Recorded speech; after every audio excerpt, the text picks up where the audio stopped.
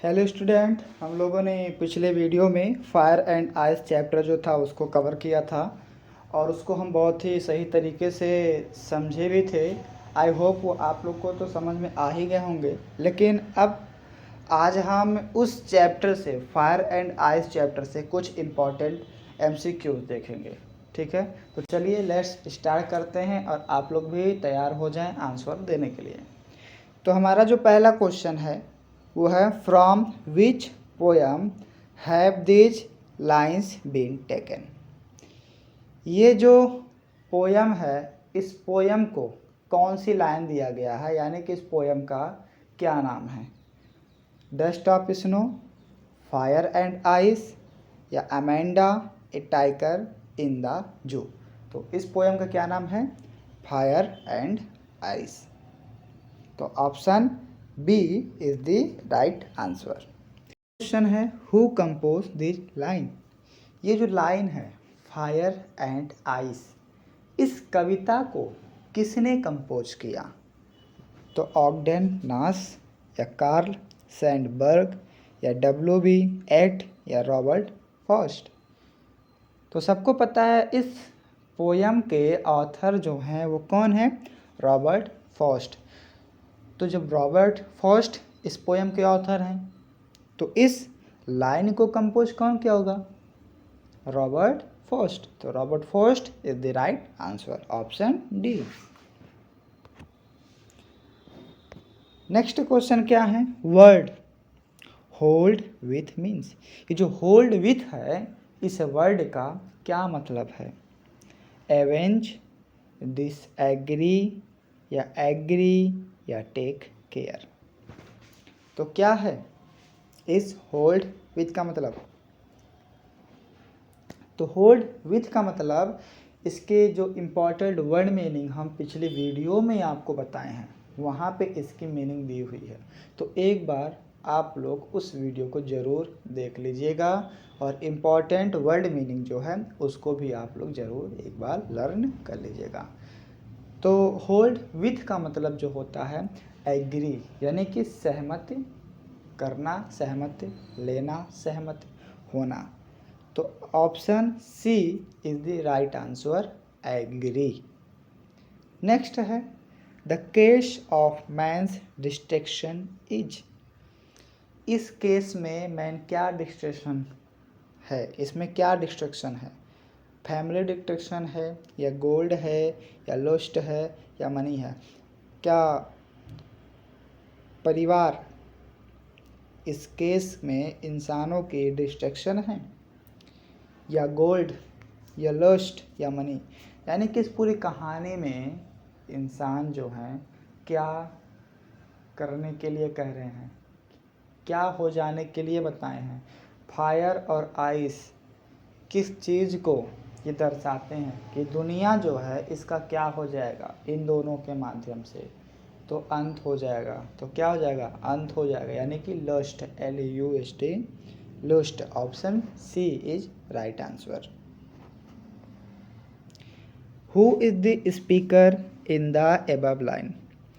ये जो कविता है इसको कौन बोला है? इस लाइन को कौन कहा है? क्या कोई नेता बोले हैं, ए लीडर, या ए टीचर, द पोएट, या नन, या कोई नहीं? तो कौन बोला है? पोएट बोले हैं। क्योंकि इसमें तो देखिए किसी नेता की तो बात हुई नहीं है, किसी शिक्षक की बात नहीं हुई है, और लिखा कौन है? एक पोएट लिखे हैं। तो जाहिर सी बात है, जब पोएट लिखे हैं तो इस लाइन को कौन बोलेगा?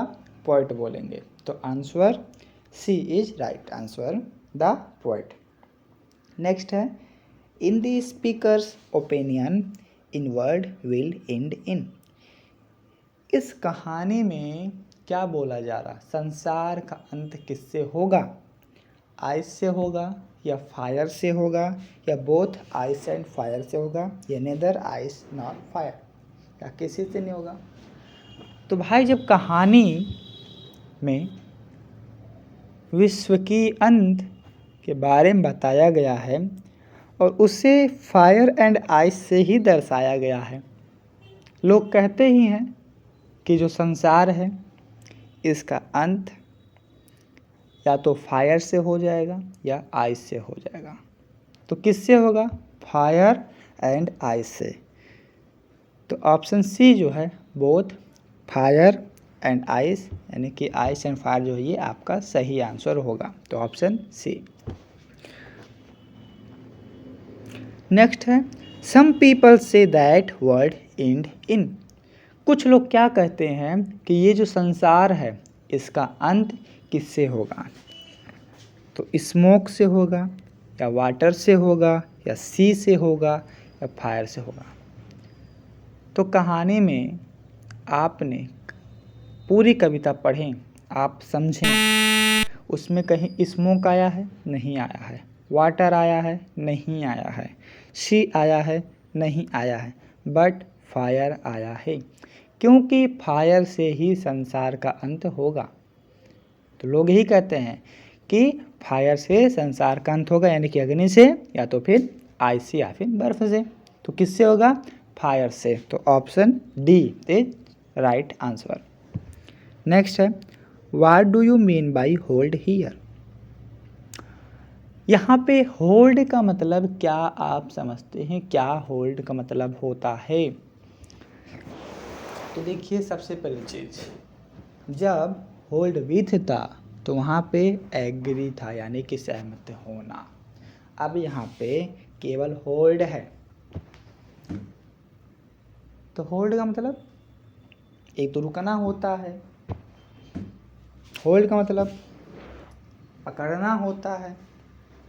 तो यहाँ पे देखिए स्काई, होल्ड का मतलब स्काई तो होता नहीं, सपोर्ट नहीं होता, कंफर्ट नहीं होता।